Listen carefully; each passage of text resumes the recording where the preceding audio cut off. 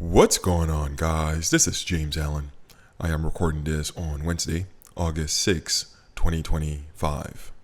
Yesterday, I went and took my bike to the repair shop. The tires were all messed up. I believe the brakes was messed up too, so I went and took it for a repair. And since my bike is pretty much ready to go, I went for a ride today. I went and tested it out. I'm like, let's put this baby to work. So I went around Minneapolis, just scouting around, and all of a sudden, I noticed this street art, this graffiti on the walls. And it was like a corridor. So I bike into the corridor and I stop, and I start looking at the street art, and I look at it. I'm like, what the fuck does this mean? I'm like, what the fuck does this mean? This makes no sense. This shit makes no sense whatsoever, right? And I have noticed street art like that before. Around areas that were gentrified, like during my time when I lived in New York and San Francisco. Whenever a neighborhood was being gentrified, one of the common patterns I've noticed is investors would commission murals all throughout the neighborhood to make it seem cool, to make it seem more colorful, to make it seem more trendy, and someone like me who's from the streets, when I see these like commercial graffitis, these commercial street art, it kind of pissed me off because they make no sense to me whatsoever. And I want to explain to you guys why these commission murals are just a cop out. They're fake. I want to explain to you why, I'm not really with this whole mural nonsense. So when you look at graffiti, right? When you look at street art, what it was originally used for, right? It was a form of urban storytelling, right? It was a form of urban storytelling for primarily two reasons. The first one is, we had to immortalize our stories, right? We had to immortalize our stories and let the neighborhood know that something significant just went down. And second, people in those communities, primarily black communities where I grew up, we didn't have the money to go to the museum or to commission something at a museum or anything like that. We didn't have money for galleries and museum, and we just didn't have the money.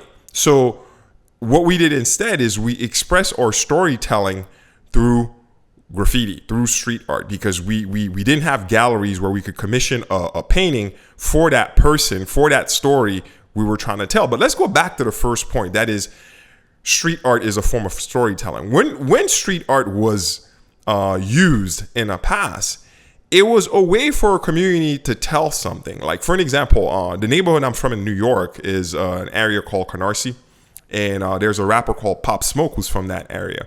And Pop Smoke, he got out the hood, clearly. He left Canarsie and he went to live in Los Angeles. Unfortunately, he went on a shopping spree and he was showing his shopping bags on YouTube, right? He was an influencer. He wasn't just a rapper. He was showing off his shopping bags on YouTube. He was showing the stuff he had ordered. And then part of the mistake he did, the receipt was revealed in the video where he was showing his shopping gears.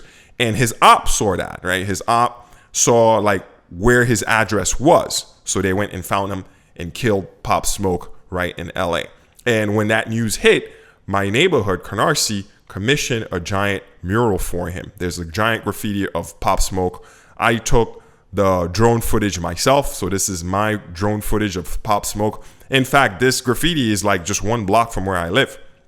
This graffiti of Pop Smoke is literally one block from where I used to live in Canarsie. But there are many other examples of a neighborhood trying to tell a story of a local OG that died or is going through hard time. For an example, we all know Mike Tyson is from Brownsville, Brooklyn, right? I'm not far from Brownsville. I used to live in Flatbush, which is really close to Brownsville. And when Tyson went to jail, they commissioned a graffiti for him in Brownsville saying, tough times don't last, but tough people do. Something like that. And again, I took the recording of that Tyson footage. Tyson is a local hero of mine.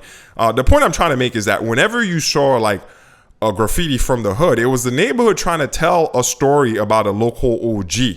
And we did that because that was the only way we could do it. We didn't have the money to commission art at museums. People didn't have money to go to art galleries and stuff like that. So we used the streets as our art gallery. And there's many other examples you could find of graffitis of Aaliyah. She's a crown jewel of the black community, clearly.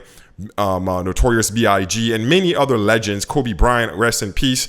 People commissioned murals for them because these people were local OGs that passed away and went through hardship. However, when you look at the graffiti of a commercial nature, it's not rooted in story.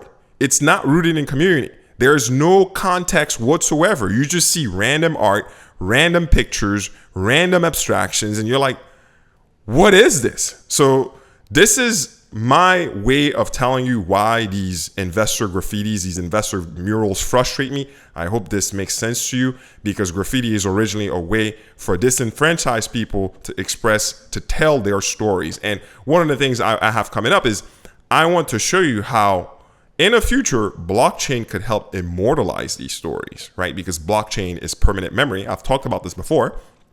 And I'm discovering through the project that I'm building that we could use blockchain to immortalize these stories of local legends that either passed away or are going through hardship, or just people want to tell their stories. And that episode is coming up. And why is this immortalization important? Is because we all know money come and go. Whenever a neighborhood gets a lot of culture, investors want to come in, level the place up with a bulldozer, and install expensive high-rise. So I think blockchain is one of the ways that these graffitis that are actually organically from the neighborhood to be saved on a permanent memory layer through the blockchain. And I hope to be showing you myself how that can be done through a project called CityXcape. In any case, my misfits, that's all I have for you in this episode. You know what to do. Don't forget to press that like button and support me on Patreon. I will see you next time.